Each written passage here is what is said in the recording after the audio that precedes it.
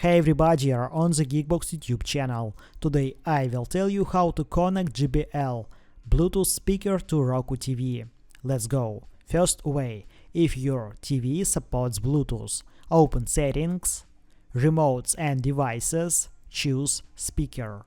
Turn on the parent mode on your JBL speaker. Choose your speaker on the screen.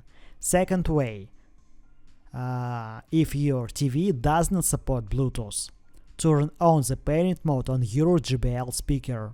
Open Phone Bluetooth settings. Choose your JBL speaker.